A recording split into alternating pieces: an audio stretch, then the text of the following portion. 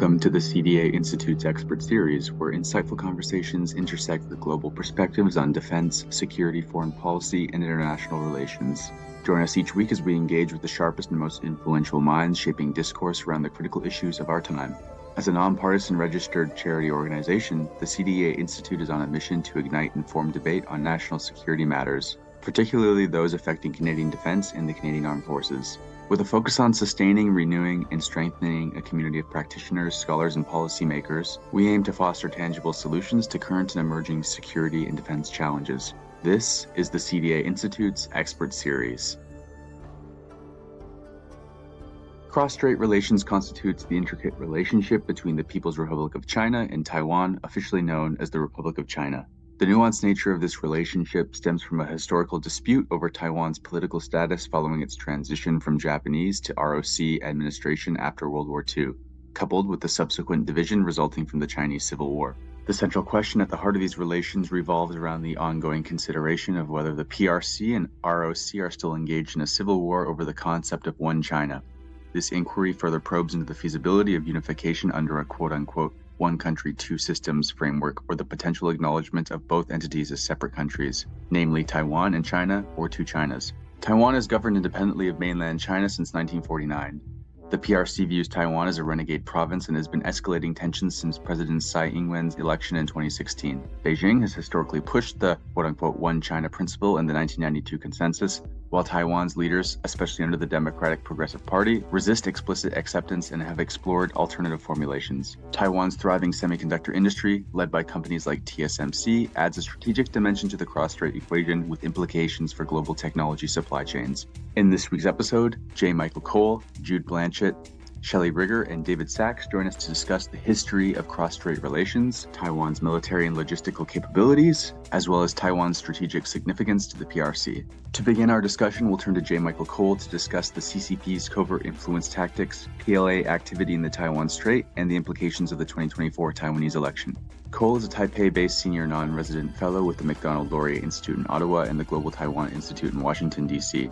Michael, thanks for joining me today. Great to have you on. You've researched and written extensively on the CCP exercising of political warfare and sharp power in different countries. I'm curious if you might be able to discuss what you've discovered about the CCP's overall strategy and methods. This has been a very big topic in recent years, with more and more countries realizing, as China becomes more active and more present in their regions, that with the opportunities that come with engaging the People's Republic of China, there are also some pitfalls. And now more and more countries are realizing that we are dealing with a Marxist-Leninist authoritarian regime that, particularly under Xi Jinping since 2013, has been more aggressive in seeking to shape the international order in ways that are more beneficial to its own ambitions. There has been great focus on the People's Liberation Army over the years, largely due to the fact that we have seen double-digit investments and modernization in the PLA for the past 20 years or so. But for far too long, people ignored the fact that behind the scenes, China was using leverage from its economy, was using engagement to also corrode, erode, undermine institutions around the world, and particularly in democracies, again, in ways that sought to further its own interests. We were oftentimes dealing with institutions, organizations, think tanks, supposed academics that we tended to mirror image. So we thought that we were dealing with normal counterparts as we understand them in academia and business circles and whatnot, without realizing that in the PRC today, and that's been the case for many, many years, there is a very, very constrained environment for organizations that are not beholden to the Chinese Communist Party.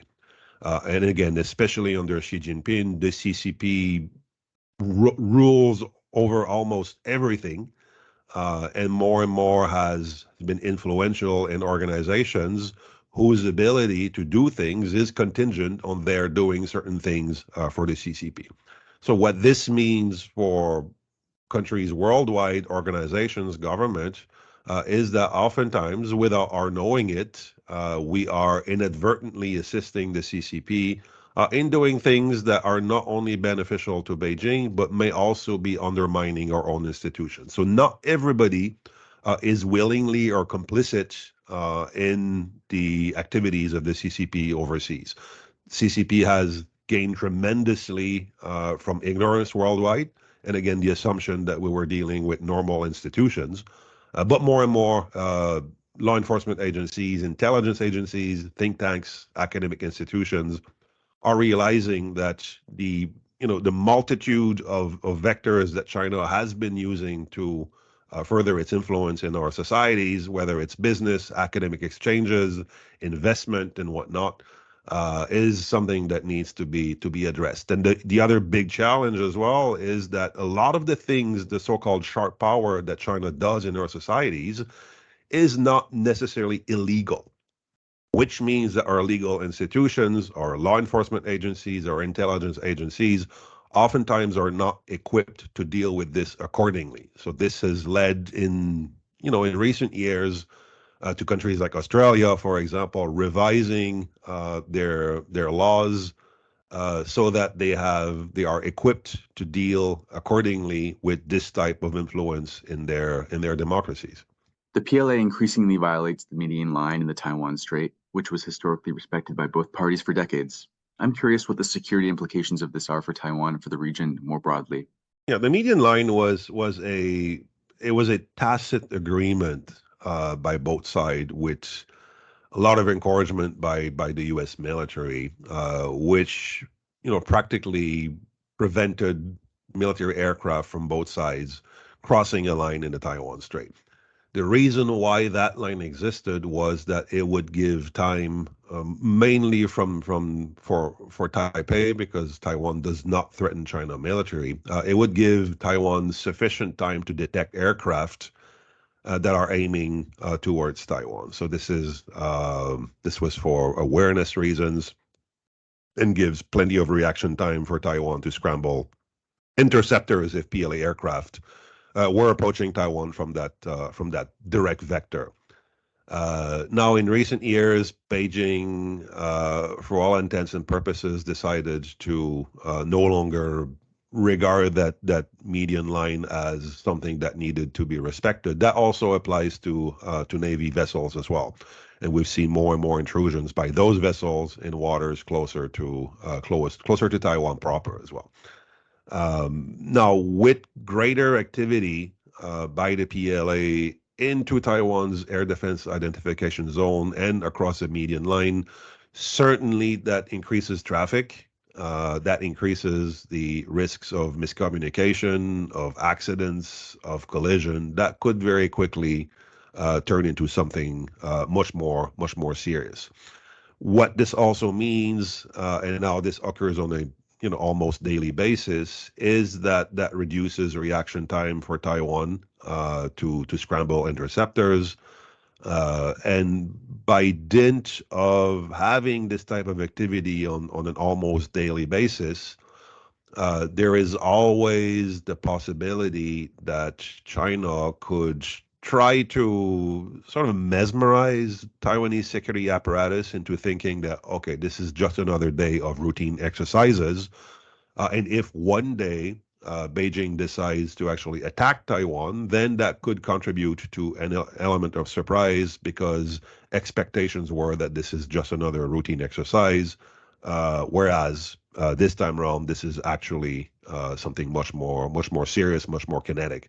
So this is also part of psychological warfare on the part of the Chinese that also tries to convince the Taiwanese public, that Taiwanese authorities, that Ministry of National Defense simply do not have the capability to defend their own airspace and regional waters and whatnot. So this is another component as well that needs to be taken into account when China does that. So this is threat signaling, this is coercion. Oftentimes we'll see spikes in this type of activity coinciding with visits by senior foreign officials to Taiwan, by the announcement of arms sales to Taiwan, or declarations by organizations like NATO or G7 or G20 that also support or are deemed by Beijing to be supporting Taiwan. How might Taiwan's forthcoming election in January 2024 impact cross-strait relations? This is always every election in Taiwan. This is something that people in the region, certainly in the United States, but increasingly worldwide, because now the Taiwan Strait is a global issue, whether people like it or not, have been watching very closely. With every election in Taiwan, the China question figures quite prominently in the election campaigns, with different political parties having very different positions on how to deal with Taiwan, how to deal with China, and how to engage China. The ruling power right now, the Democratic Progressive Party, is more Taiwan-centric, is more wary of China, does not deny the existence or legitimacy of the People's Republic of China, but is much more anchored into Taiwan's identity, into the need to defend its values, its institutions, and ultimately its democracy. Much more Western leaning as well in terms of its alliances and partnerships. Whereas you have opposition parties that tend to be, I would not say pro Beijing, certainly not pro unification. There are some, but they will never win elections. But certainly are more inclined towards greater engagement with Beijing, more investment in China, signing different types of agreements with Beijing as well. And with that, as I mentioned earlier, come all sorts of risks for Taiwan's democracy and institutions and whatnot. Uh, if the current government, the current vice president in Taiwan, William Lai, is the presidential candidate for the elections next January, if he were elected, we would see a lot of continuity. So continuity in terms of Taiwan being very firmly positioned in the democratic camp, working with countries in dealing with the crisis in Ukraine, for example, but also heavily involved in all sorts of initiatives that seek to defend democracy, promote democracy worldwide, and whatnot. But we would also see continuation of tensions in the Taiwan Strait because this is a government that Beijing resents and has repeatedly accused of being pro-independence. The more Beijing inclined regimes would probably refocus Taiwan's external policies on reducing tensions with China. We would probably see a resumption of negotiations on all kinds of trade agreements and whatnot. So for the foreseeable future, if that were to happen, we would see very likely a reduction in tensions in the Taiwan Strait, at least in terms of Chinese military activity. But that being said, the fundamentals of that dispute in the Taiwan Strait, that is the very highly incompatible systems that exist in Taiwan and China, would not be resolved. And the only way for a government in Taiwan to sign some sort of a peace agreement or unification agreement with Beijing would have to be done over the heads of the great majority of people in Taiwan who simply do not want to be ruled by the People's Republic of China, and who remember very clearly what happened in Hong Kong after Hong Kong was returned to China in 1997. The opposition parties also, by deciding to focus more on relations with China, would inevitably reduce their involvement in democracy initiatives with United States and other countries around the world. Certainly, we would see a reduced, diminished efforts to reach out to other countries that Taiwan traditionally are not engaged in. In recent years, for example, we've seen tremendous uptick in activities with or collaboration with countries in the Baltics, with Central and Eastern Europe as well, which were not traditional allies of Taiwan. But these are all countries that have learned to live under the shadow of authoritarian regimes, and they have seen compatibility with what Taiwan is going through right now. So we would see, reduced diversification, probably greater dependence on China for its economic activity and investment, and less diversification towards South and Southeast Asia and towards Europe. So I would emphasize that Taiwan's fate is increasingly linked to the fate of democracies worldwide, to global stability. And I urge and very, very strongly encourage people to pay closer attention to what's going on in the Taiwan Strait, and in their own ways to find ways by which they can assist a democracy, a vibrant democracy that has a lot to contribute to the international community, and to be careful of not regurgitating the disinformation and propaganda that Chinese officials constantly bombard us with in ways that seek to have us deny or simply ignore that Taiwan exists, or not to question Chinese claims on Taiwan. I think those are all very important issues to keep in mind. And I would argue that the fate of democracy itself is being played out here in the region right now, with Taiwan at the very center of this. Michael, thanks again for joining me today, and I appreciate having you on. We'll now turn to Jude Blanchette, Freeman Chair in China Studies at the Center for Strategic and International Studies, to discuss Taiwan's strategic significance to China, the quote-unquote reunification narrative, and Beijing's objectives and near-term goals in the Taiwan Strait. Jude, nice to meet you and great to have you on the program. As a bit of an introduction for our discussion, what strategic significance would you say Taiwan has for China? I think there's a number of reasons why Beijing is so intent on achieving what it calls reunification. But the first is that geographic proximity puts these two entities incredibly close together, less than 100 miles. And the island of Taiwan has always had strategic significance for what we call China, although, of course, what you call China has changed over the last several centuries. We have the People's Republic of China today. It was the Republic of China before, and then, of course, we had the imperial dynasties. That geographic proximity means that, in a negative sense, China wants to avoid certain outcomes. A close, enduring relationship between a democratic government on Taiwan and a rival in the United States, something similar to the situation that China faces in the Korean Peninsula, where, much as it does not like North Korea or finds frustrations with North Korea, it is a buffer between China and a pro-West democratic ally in South Korea. So that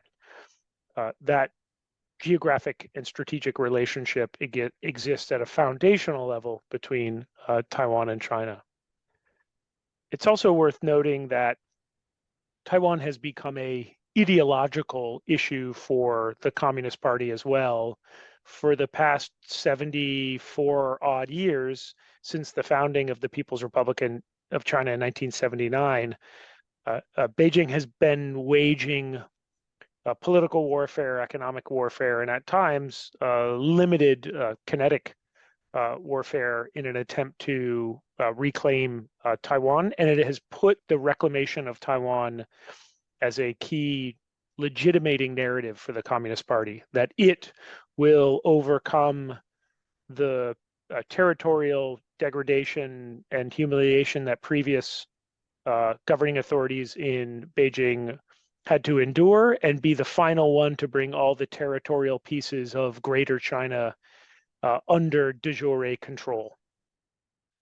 What are Beijing's objectives when it comes to Taiwan, and what are some of the fundamental drivers of those objectives? I think Beijing has a number of strategies and goals it's trying to achieve. Certainly at the far end of this, Beijing would like to see Taiwan come under Beijing's de jure control, what the Chinese call reunification. And I think that's where most of the discussion in Washington, D.C., probably in Ottawa and in Western capitals is trying to understand Beijing's drive to, I think, what we can bluntly call annex Taiwan. But Beijing has other more near-term goals that are arguably as, if not more, pressing for Beijing. The first and foremost is trying to deter political momentum in Taipei, supported by the United States, that could potentially lead to Taiwan making a more declaratory position on independence. related to that, Beijing has goals of essentially trying to ring fence the Taiwan issue such that third countries like Canada, like the United States, Europe, Japan, South Korea, have some sort of natural distance between their relationship and Taipei's. And I think most countries, including Canada, have some variation of what we call a one China policy. But the conceit of the one China policy is that implicitly understood is that there will be retaliation if a given country moves too quickly, too fast in its relationship with Taiwan. And that's not based on inherently that Canada or the United States does not want a closer relationship with Taiwan. To put bluntly, it's premised on the fact that there are concerns about what the coercive punishment Beijing would enact if countries did try to quicken up and expand their relations with Taiwan. So oftentimes I think we're overly focused on an outcome that the Chinese would like to see, but frankly is still pretty distant, which is formally annexing Taiwan. And they're much more focused on a day-to-day basis on how do they shape political dynamics such that external partners, or I should say external powers, don't want to more closely align with Taiwan, and then within Taiwan, trying to shape politics such that there's a viable path towards starting formal political negotiations with Taipei about some sort of final resolution on Beijing's terms. What concerns would you say China's military posture in the Taiwan Strait might raise for Taiwan and the region more broadly? There's a couple concerns with the level of China's military engagement and presence in the Taiwan Strait. First and foremost is it dramatically increases the likelihood of an accidental crisis emerging, whether that's a collision between the Chinese and a Taiwan fighter jet, whether that's a maritime collision. There is a lot of activity now in the Taiwan Strait between not just China and the United States and Taiwan, but you have other external partners like the UK, like Canada, who are increasingly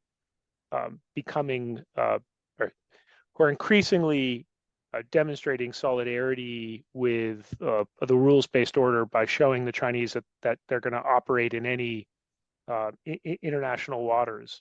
But China's belligerence in this region just ups the ante and ups the likelihood that even if nobody wants to go to a war, that a crisis is possible. The second is China's space to train, conduct exercises, and operate in the waters off of Taiwan are, of course, attempts to practice and learn and develop procedures and tactics for what could someday be an actual war with the United States. And this activity has increased substantially in the wake of then U.S. House Speaker Nancy Pelosi's visit to Taiwan last August, which of course Beijing responded to with unprecedented military exercises, and it hasn't really turned down the volume since.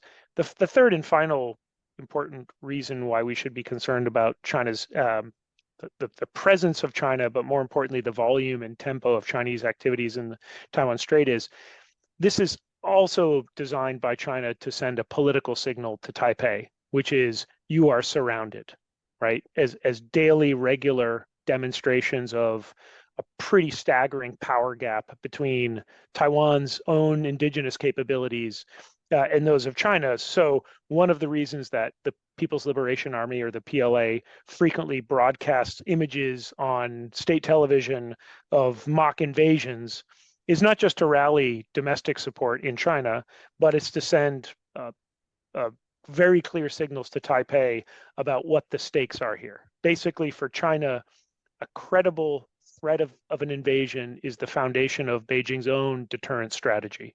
As we think about this issue, we typically fall into a place of looking at it as a military issue. How do we deter an invasion? How does China develop the capabilities to invade? This is fundamentally a political issue. For Beijing, this is a political issue. It's an ideological issue. It's an issue of legitimacy. And really where the key area that we need to develop a better understanding of this as Western capitals is ultimately a military response is directed by political decision making, and as we develop military capabilities, I think it's more important that we focus on how do we develop a political consensus amongst relevant Western capitals about where and why Taiwan matters, and then start to begin to develop a sense of how we would navigate politically through a very fast-moving crisis. And unlike Russia, which is an important economy but not critical, China's is the second largest in the world.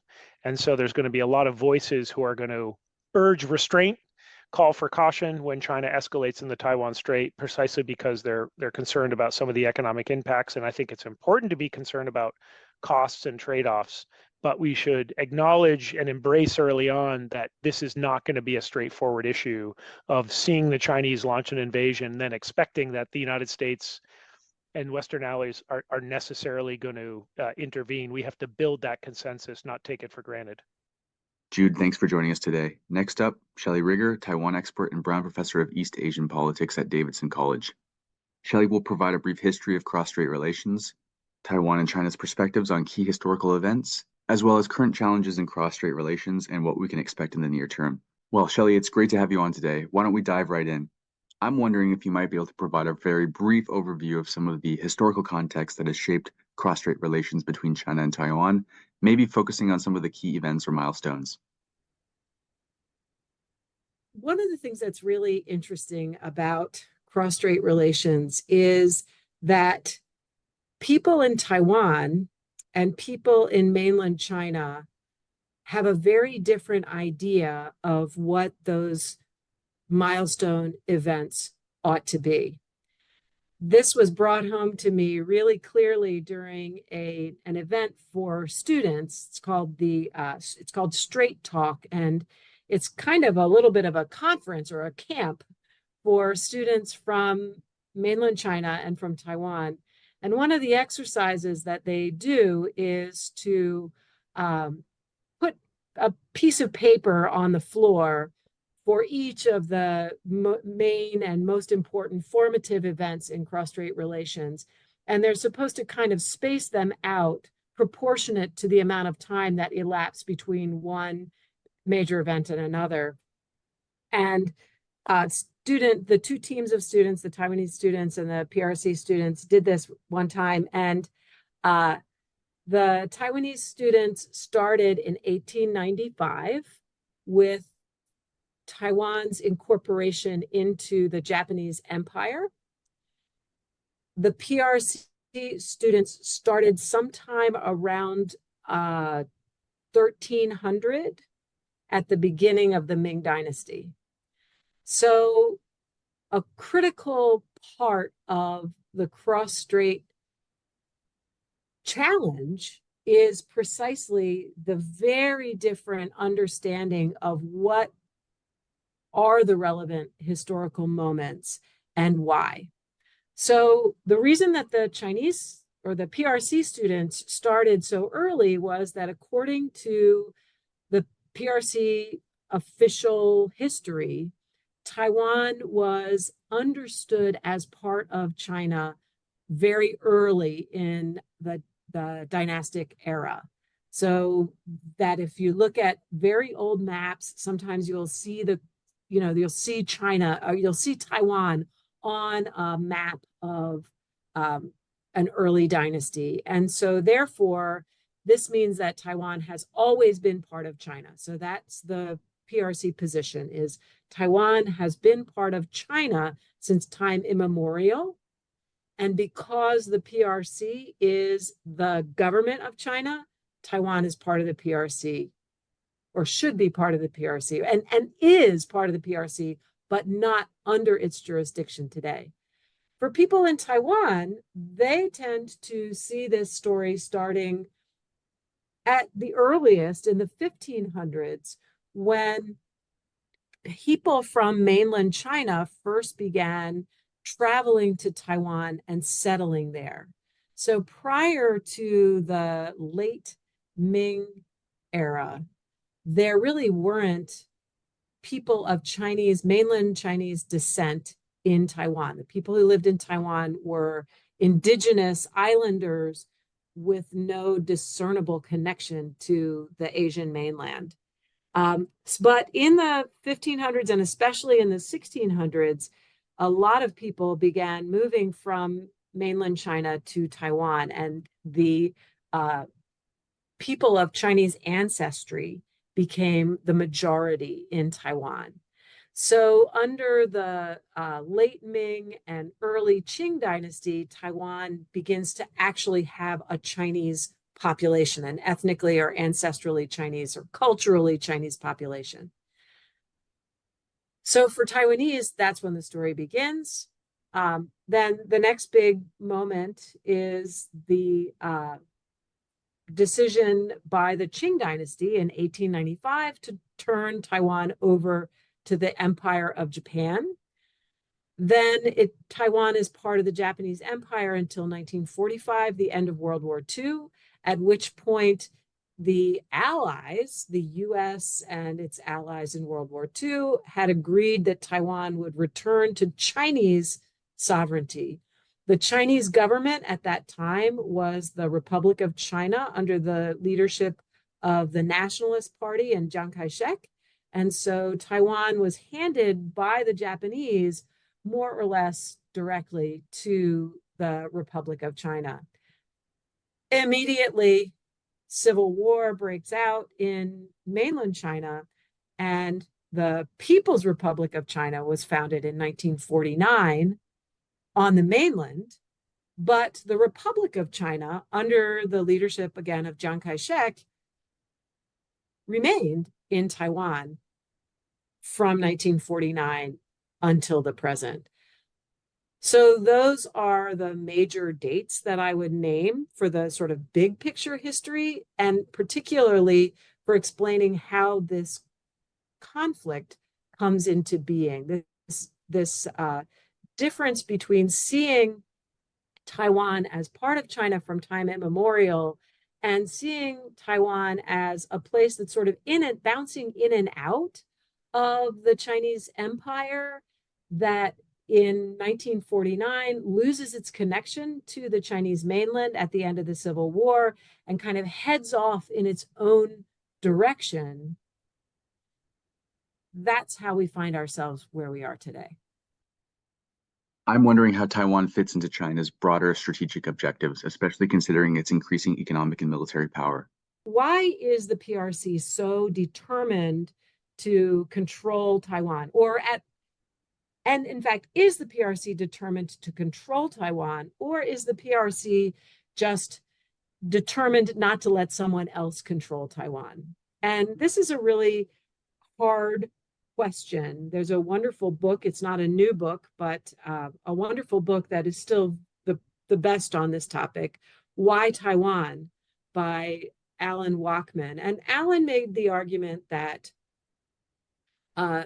Taiwan occupies a strategic geographic position for any Chinese mainland state, both as a bridgehead for adversaries to reach the Chinese mainland, and as a bridgehead in the other direction for mainland Chinese governments to expand their power into the Pacific Ocean.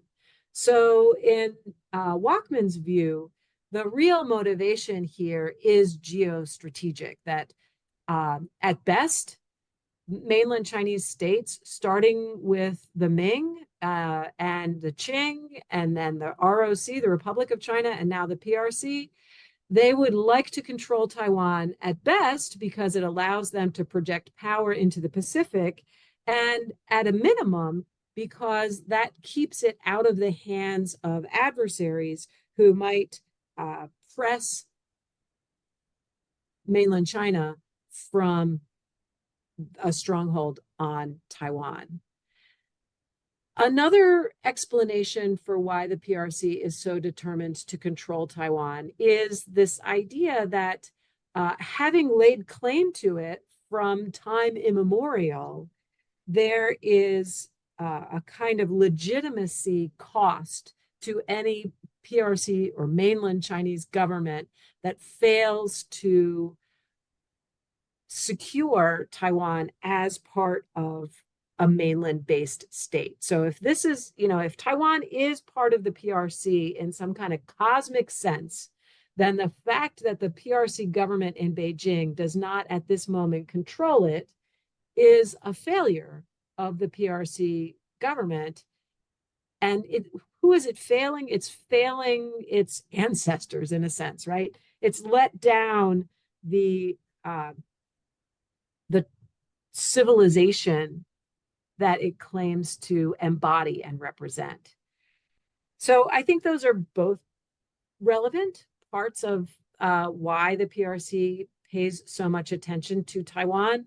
I think the strategic dimension is not something that couldn't be solved. So the legitimacy piece matters, but I also think the legitimacy piece is not something that is absolutely essential to the survival of the PRC, which makes me think maybe this just geostrategic motivation has some importance as well. Given the current state of cross-strait relations, I'm wondering what challenges or potential issues you foresee, perhaps in the near to immediate future. I was really happy to hear Xi Jinping say that the PRC does not have a timeline for taking action to finalize the unification of Taiwan to the PRC or to mainland China in general, because a lot of people in the US have been really circulating dates, right? By this date, it could happen 2027, 2049, whatever. And there's always a rationale for, why this date is so important to the Chinese Communist Party leadership, that they would risk military conflict with the United States in order to as they would think about it, solve this problem.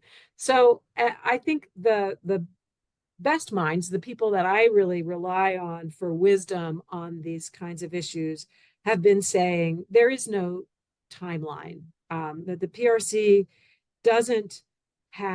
it is not interested in locking itself into any course of action before it is fully ready and certain that taking that action is in the best interest of the PRC.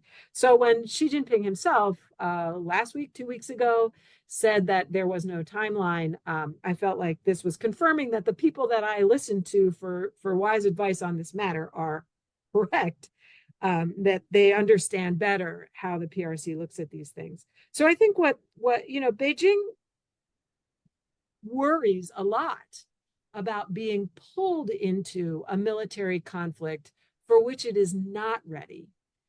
And I think some of the actions that we see that cause people in the US in particular, but also in Taiwan, to begin to predict that the PRC is preparing for military action, I think often those actions are actually understood as deterrent on the PRC side. So they need to send a strong message to Taiwan. If you foreclose forever the possibility of unification, then we will have no choice, given the commitments we've made to our own people.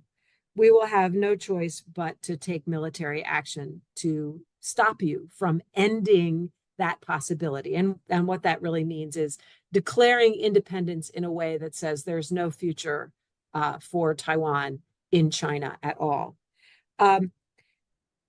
So they don't want Taiwan to make any mistake about their resolve. And I think PRC leaders also don't want the US to make any mistake about their resolve. And sometimes what they see is what looks to them like US leaders encouraging leaders in Taiwan to test the limits of what Beijing will tolerate. And that requires showing very strongly what the cost would be if Taiwan crosses the line. So, I think sometimes we assume that our actions, for any country, assumes that its own actions are aimed at deterrence and security, but everybody else's actions are aggressive and offensive. And I think we're in that kind of dynamic with China right now, that they worry that the U.S. is pushing Taiwan in a direction that will force China's hands, and they don't want that to happen. And so they're trying to deter us by showing strong resolve. Shelley, you've been great. Thank you. To close out today's episode, we'll turn to David Sachs to discuss Taiwan's defense capability needs, especially considering China's military modernization, enhancing logistical and military capabilities, particularly in the event of a naval blockade, and strategic policy adjustments the United States should consider to effectively deter conflict and maintain stability in the Taiwan Strait. David is a fellow for Asia Studies at the Council on Foreign Relations, where his work focuses on U.S.-China relations, U.S.-Taiwan relations, Chinese foreign policy, cross-strait relations, and the political thought of Hans Morgenthau. David, good to have you on today. For starters, what specific areas of Taiwan's defense capabilities would you say might need enhancements to effectively deter potential aggression? So I don't want to sound flip, but my answer is everything. Taiwan is facing a country of 1.4 billion people, the second largest defense budget in the world, military modernization that is quite unprecedented in modern history. If you look at the PLA's capabilities, it's fielding fifth-generation fighters, it has nuclear-powered submarines, anti-ship ballistic missiles, hypersonics, advanced air defenses, the list goes on and on. And so there isn't a single kind of system or platform that Taiwan needs that will be a magic bullet that will solve all these problems and deter Beijing. It's going to need to invest in an array of capabilities.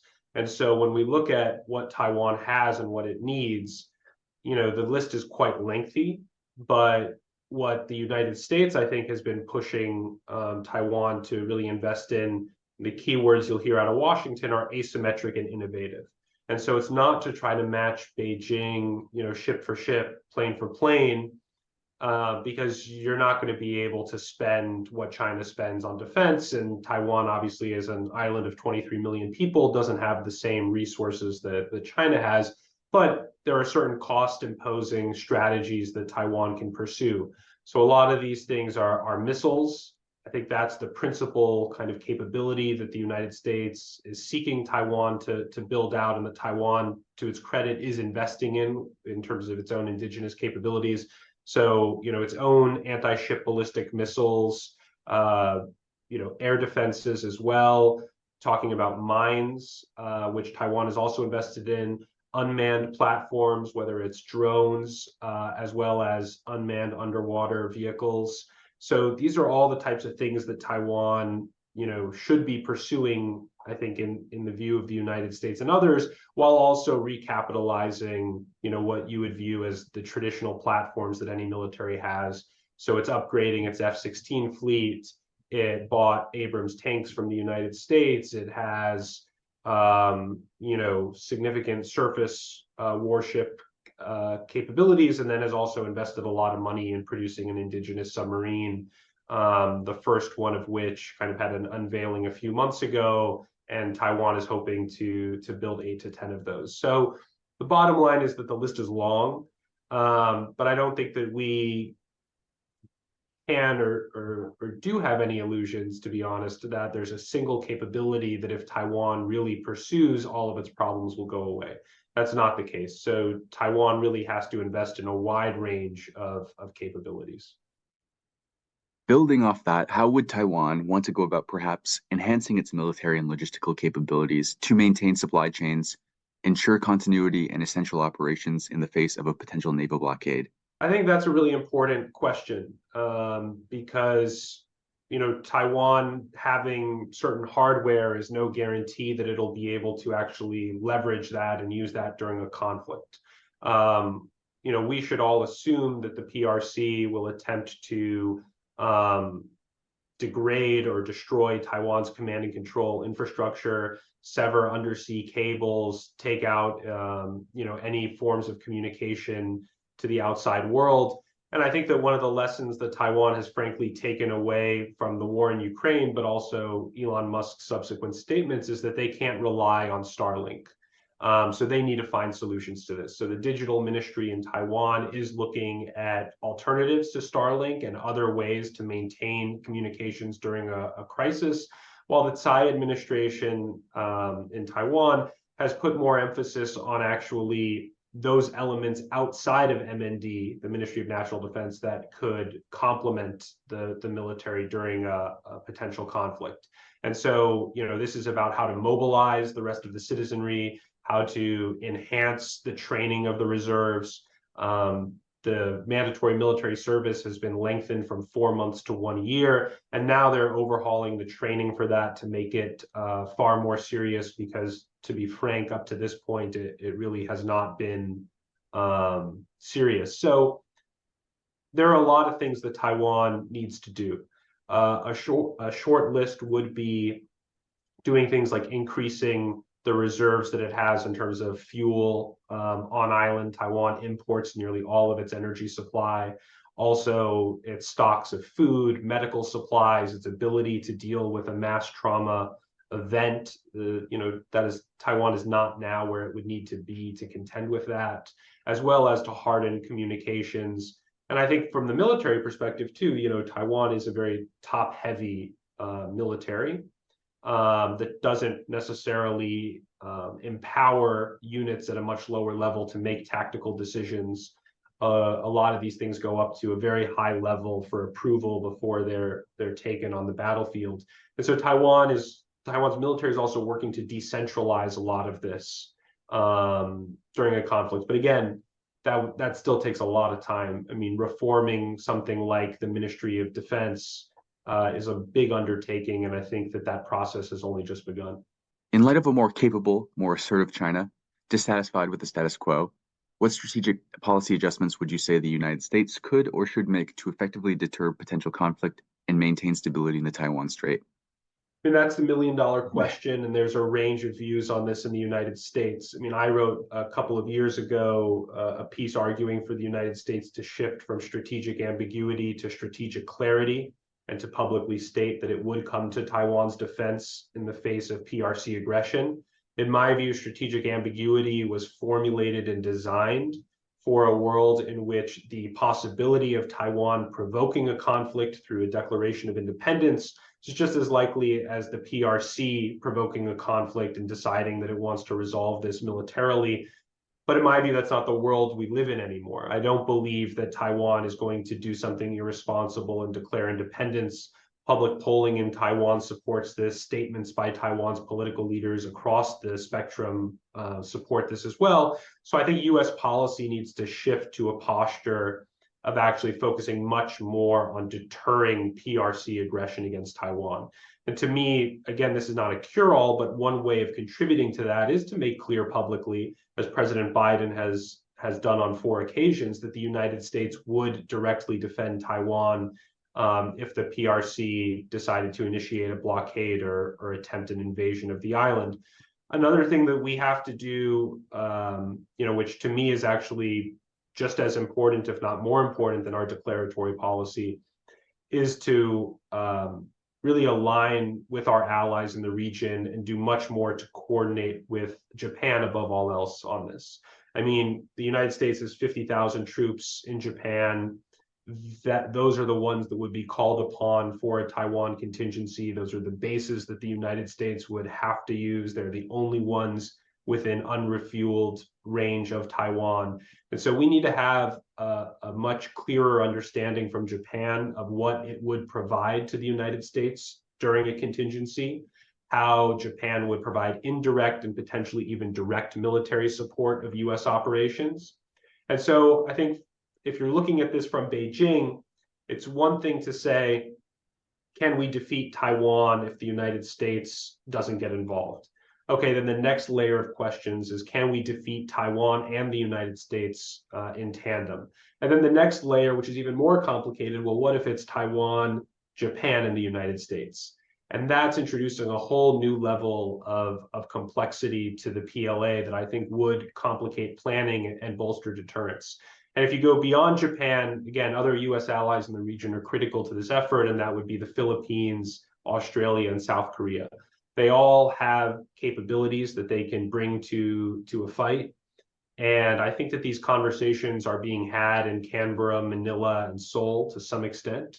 But really, a lot of this preparation, of course, needs to be done ahead of a conflict. If we are having these conversations, after the balloon goes up, so to speak, it's too late. And so, when I'm thinking about this from a US perspective, there's what the US can do in terms of declaratory policy. There's what we can do with our allies to strengthen our posture in the region, which we're beginning to do with Japan. And I think we're going in the right direction there, but we can always do more. And then the third bucket is, of course, how do we strengthen Taiwan's defenses? And there it is expediting arms transfers to Taiwan, and we've seen some movement of that in Congress. Doing more in terms of training Taiwan's military, pursuing joint training, joint exercises, helping Taiwan do some of the things that I mentioned earlier in terms of how you delegate authority and empower units to make these tactical decisions, as well as potentially co-developing weapons with Taiwan or enabling Taiwan to better develop indigenous capabilities. So again, there's a lot that we need to do. I think the good news, if you're thinking about this from a US perspective or US and allied perspective, is that we are doing a lot of it if you kind of look at what we're doing with Japan and others, but it needs to continue. I don't think that countries can or should view this as basically just a US problem or a US-China-Taiwan problem. Because if there is a conflict over Taiwan, this will affect every economy in the world. If you think about anything that requires a chip to function, which is basically what makes our lives work, from our iPhones to cars, dishwashers, microwaves, everything has chips in them these days. Well, 90% of the world's most advanced chips come from Taiwan. Nearly 70% of all chips in the world come from Taiwan. If you have a war in the Taiwan Strait, none of those chips are getting off the island and getting shipped to Canada or the United States or Europe. And so how are supply chains going to contend with that? I think the answer is you're not going to be able to find substitutes, at least in the near to midterm. And so you're looking at a global economic depression that shaves trillions of dollars off of global GDP. And there's no way to insulate yourself from that if you're sitting in Ottawa, just like you can't insulate yourself from that if you're in the United States. The other thing that I would say, again, to an international audience is to think about what the region, what the Indo-Pacific would look like the day after, a successful Chinese invasion or blockade of Taiwan. This would be a region, to be honest, where I think it would be one of Chinese hegemony, where US allies from Korea to Japan to others think about either bandwagoning with China or pursuing strategic autonomy, potentially to include developing nuclear weapons of their own. And, again, what are the implications of that for a country like Canada or any other country? Do you believe that your companies would have the same access to the Indo-Pacific if it is a region with Chinese hegemony that you have today? I would say the answer is no. And then there is the question of global order and democracy. Taiwan, by many measures, is the freest society in Asia. That would be gone, to be honest, if China were to take it over. And it would be coming on the heels of Putin's invasion of Ukraine, yet another example of an authoritarian country using force to redraw borders. And so I think the implications are grave. And I don't think that a country can basically just say, well, it's not my problem, because Taiwan's geographic position, its economic position, and lots of other factors that I've tried to explain all reveal the global implications that any conflict in the Taiwan Strait would have. David, thanks for joining me. That's all for this week's episode of the CDA Institute Expert Series. To learn more about the CDA Institute, you can visit our website at cdainstitute.ca or subscribe to our newsletter. Thanks, and we hope you'll be joining us next time.